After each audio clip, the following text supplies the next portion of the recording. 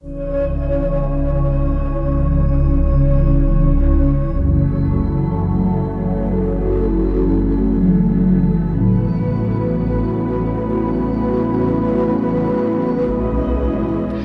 astrology, we quite often get caught up in the concept of what's going to happen and when is it going to happen? Because let's face it, life has its difficulties and its ups and downs, and we want to make sure that our ride on the roller coaster is about as enjoyable as it can be, with less of the pitfalls that make you want to chunk your cookies, for lack of a better way to put it. We want everything to be nice and easy. So, of course, we like to think that if I only know what is coming and when it's going to happen, I'll be able to be in complete control. But there's a piece of the puzzle that we quite often miss that gives us a greater level of insight in terms of what's going on than what and when ever could hope to do.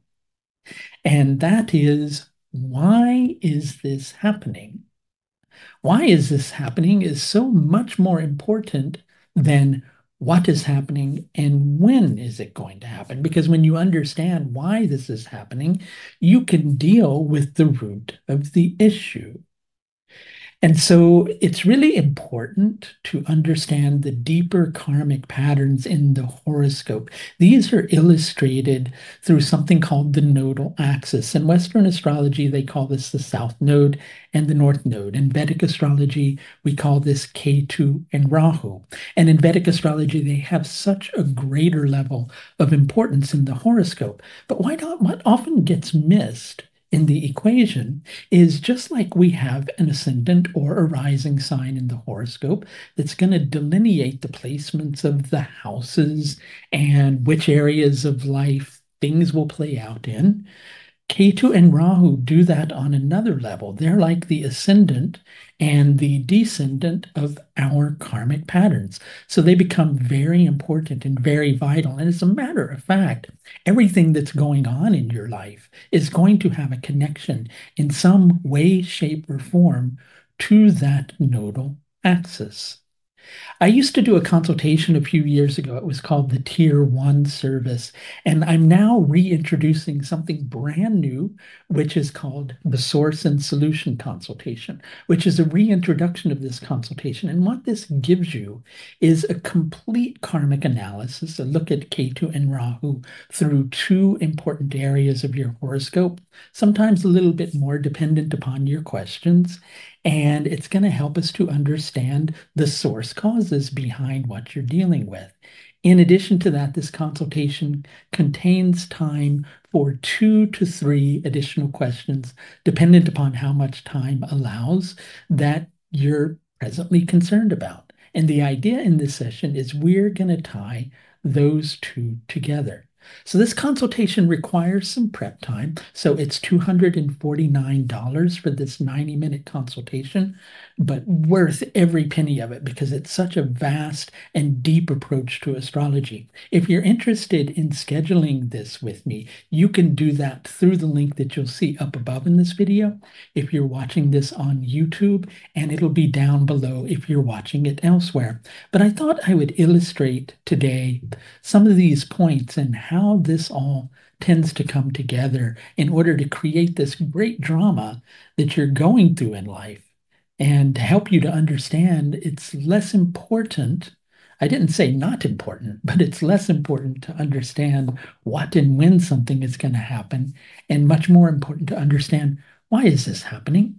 What do I need to learn from it? Because when you learn the lesson, that's so much more of the battle than just going, "Ooh, I need to be ready for this."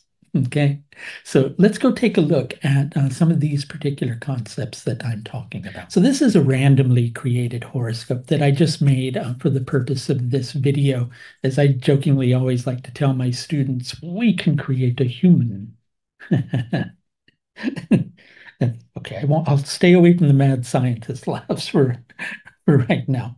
But this person would be contacting me in their Mercury dasha, or their Mercury planetary period, for those of you who are not familiar with the terminology.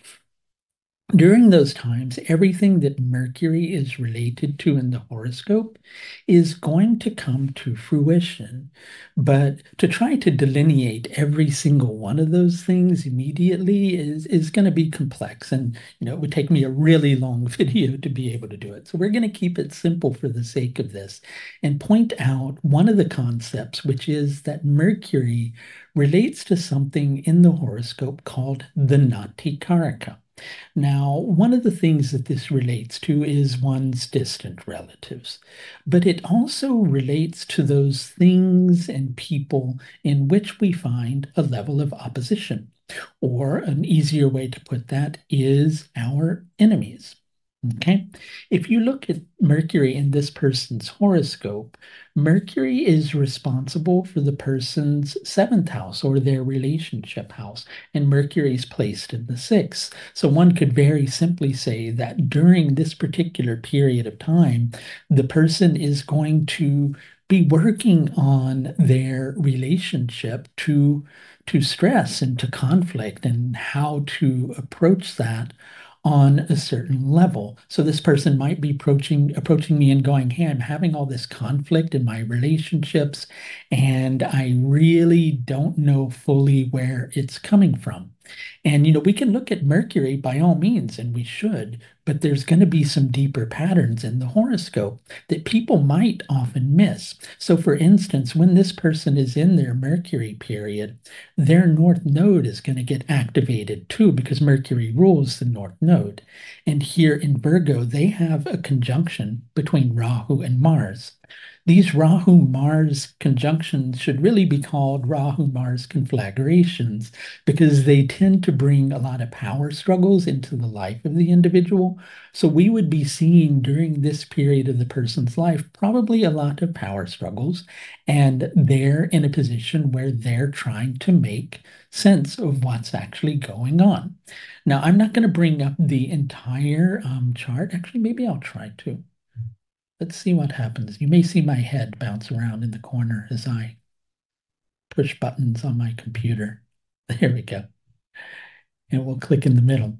So if we go and we look at this person's D60 chart, which is also called the Shastiyamsha, which is a very important astrology and sorry, a very important chart in astrology because it tends to show the limit or the ceiling of things. What we're going to see on many levels, if we look at this Mercury's in what's called a Mritukala Shastiyamsha. What I have seen through these particular placements is they tend to bring something to the surface related to a sense of urgency for the individual.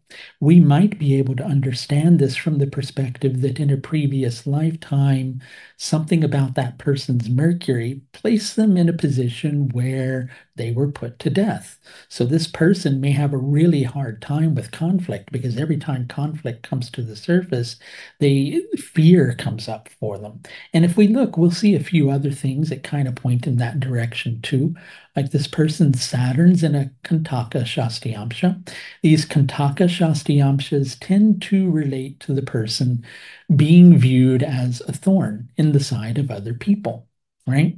The person's moon is in a Kalinasha Shastiyamsha. That would mean they were in a position where they wanted to avoid stress, but likely had a hard time doing so. We'll see their Venus in a Karadapstra Shastiyamsha. These relate to the person either saying something that bothered other people or hearing things that they didn't want to hear. Quite often, it's a little bit of both. And of course, that all important nodal axis here are in Garala Shastiyamshas. Garala means poison. So, ways this can play out, the person may have been poisoned for things that they did. Their words may have been viewed to be poisonous to other people. And so when they hit this Mercury period, that Mercury and equally that Rahu and the Ketu are going to become very important. And so we need to understand the Shastiyamsha positions of all of those so we have a clearer understanding of what's going on beneath the surface. So in this consultation that I've described to you, we'll go in the first half and we'll do a complete karmic analysis based on these positions. And that takes me some prep time. Okay, but it's so much worth the while.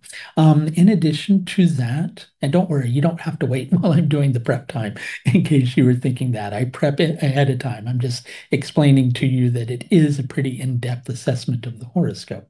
So after we look at the karmic factors, we'll go in and look at any questions the individual might have. Like that person may be approaching me and going, I've got a lot of stress in my relationships and I don't understand why.